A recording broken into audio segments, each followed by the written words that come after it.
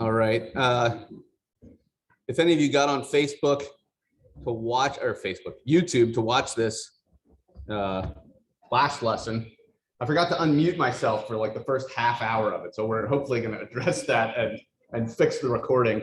But last week's lessons only got volume for like the last half of it. This time I double checked and we are good to go volume wise. So hopefully the recording's in better shape if you wanted to review it another time later. If you recall, we kind of left off at a dark spot in the history, well, really in European history, but also in church history. How the 1300s were really a time of plague and of deep and abiding corruption in the Roman Catholic Church. There was a time where there were actually 3 rival popes, all claiming kind of the papal authority, and there were multiple capitals, and it was a lot of corruption. And it's something to keep in mind that this is really yes. Do you know how popes were chosen at that time? I mean, they got in a room and deliberated, and it always ended up being the same handful of people from a select, uppity up families in Rome. I mean, that's a lot how it went. I mean, to my understanding, the way a pope was chosen is very similar to how it is now. It's like the cardinals or whatever all got together and they send out the white smoke, the black smoke when they actually choose a guy. But as you can imagine, it was as corrupt as anything else that's entrenched for a long time with no outside people looking in. And that's really what ends up happening here. Is there's this papal schism, and then they actually require there's a council, like an ecumenical council, again being reestablished during this time to try to rein in the popes, because they've gotten so corrupt. Some of the other church leaders are seeing that this is a deep problem. So that ends up kind of factoring into some stuff later on as well.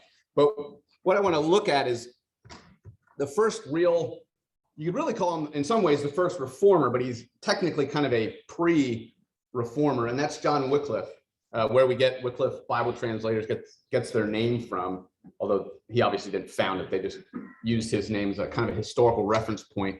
And if you know anything about Wycliffe, what they do as an organization is translate the Bible. Their goal is to translate the Bible into every known language in the world. That's kind of the thought process. And I actually used to be a landscaper for retired Wycliffe missionaries. So I was like doing the landscaping around their retirement home down in Dallas, Texas, when I was going to seminary.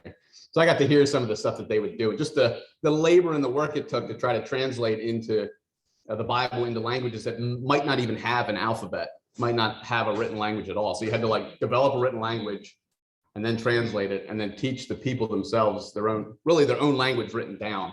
And that was the most extreme examples. And this could be, multi-decade long processes for doing it. But the reason Wycliffe has that name is because of John Wycliffe from the 1300s. And he was English. And what he did early on was actually translate the Bible into English. Because if you recall, the Catholic Church is still using the Latin Vulgate that Jerome developed like over 1,000 or almost 1,000 years earlier.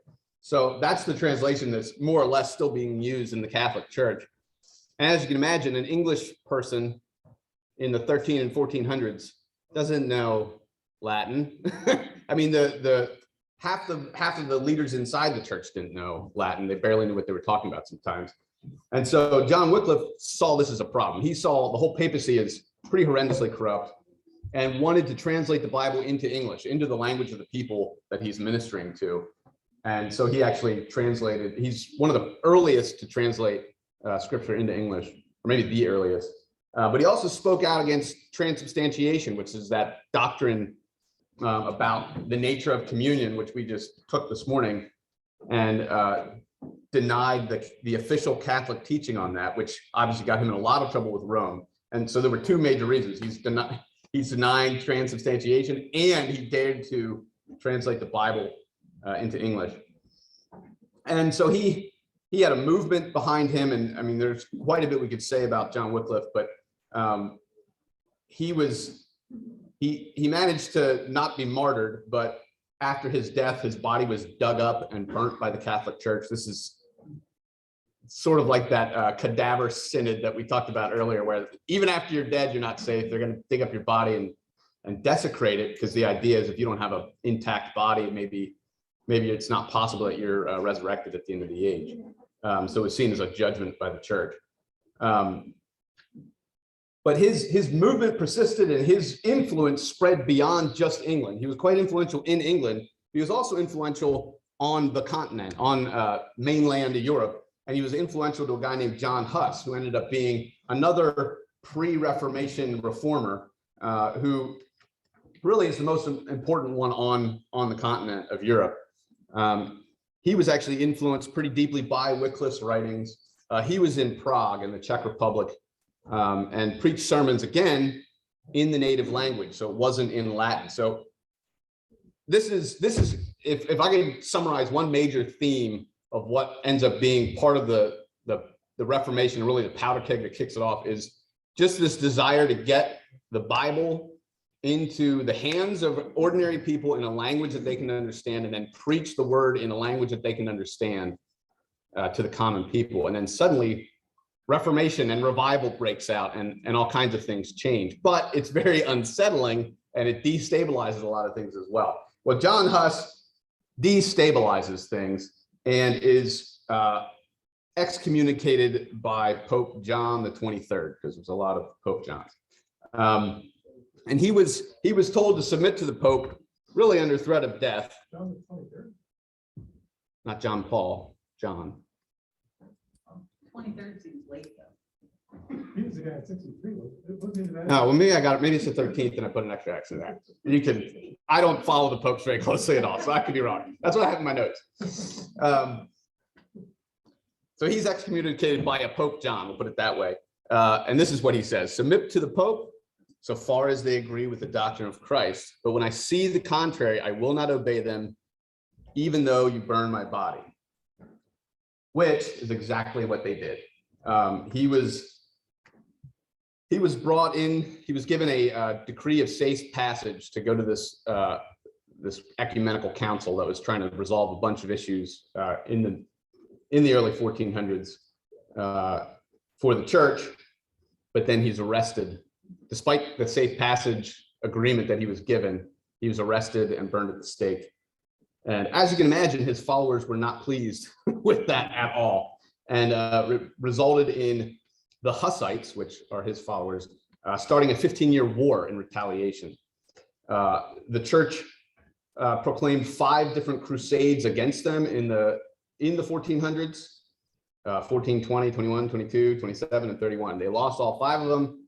The Hussites kind of sort of nationalized and became their own pre-Reformation non-Catholic nation, and kind of lived alongside the Catholics, but in constant tension.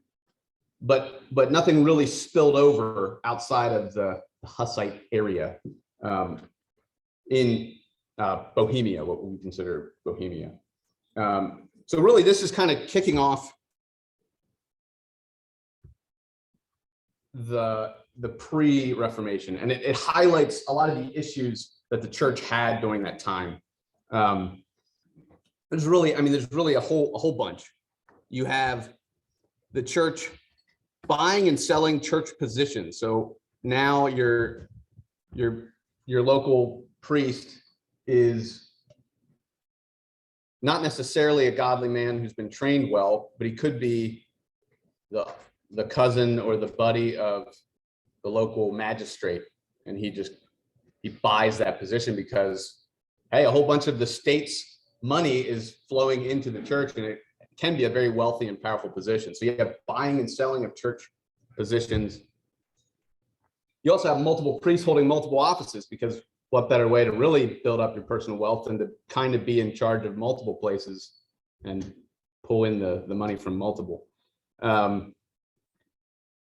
There are prayers to the saints, which this whole veneration of the saints, early on, honoring the lives of the martyrs was probably a good thing, and to see them as an example of faith to emulate. But it turns into this like borderline polytheism where you're praying to these saints and asking them to intervene on your behalf and not really going to Christ directly as our mediator. The veneration of Mary is really the biggest example of that, where Mary is almost seen as more important to the practical life of Catholic believers than Christ is, because she's fully human, so she gets us better. Like there's some things that get really, really out of whack as we're moving towards the Reformation. And then salvation is seen, well, you're in by grace, but you remain by work. So it's not like the way the doctrine is developing with all the Catholic rites. Technically, you're in by grace, but you have to keep it, and you have to keep it yourself with your own works and the things that you do, which really ends up being the doctrine that Luther is going to be pushing against very strongly, that it's all of grace. It's by faith alone. Then there's also the whole mess with purgatory, which kind of is developed during the Middle Ages and not really explicit in the Bible at all, but it's kind of seen as this storing house for Christians after their death, where they wait to build up enough holiness to enter into heaven properly. And then it just so happens that you here still on earth, you could help your dearly beloved departed ones speed their way to heaven if you buy an indulgence and help pay the church to pray on behalf of your departed loved one and speed their transition into heaven, which is a great and convenient money making. I mean, ever have a building project you want to get done and you need to kind of motivate the people? Just tell them, hey, your mom's not in heaven yet and it's your fault, but if you pay us money, then she'll get there. And that's kind of a very vulgar way of describing their understanding of purgatory and indulgences. But it ends up being a way to finance church building and church things with the promise that you're helping the dead saints that have gone before you reach heaven. So this is kind of the troubles that are in the church that are ripe for overturning, for renewal, for getting back to the Bible. Then there's a bunch of other things that lead up to the Reformation. There's a couple key developments that are happening. This really becomes a time of transition. The times, they are a changing. And one of the first things, this is no real particular order of importance or order chronologically, but these are a handful of things that start to impact a Reformation actually sticking, because with Wycliffe and Huss, things happen, but it doesn't really spill out into the wider culture. So the first thing to mention is just the capture of Constantinople. This is the capital of the Byzantine Empire, technically the Roman Empire that's been going since before the birth of Christ. The Turkish people and Muslim groups of different stripes have been in some kind of war and tension with the Byzantine Empire for centuries. But finally, in 1453, Constantinople falls to the Turks. It's renamed Istanbul, and the Ottoman Empire really starts to take over in that area. And why this is important is because, for one, a lot of Greek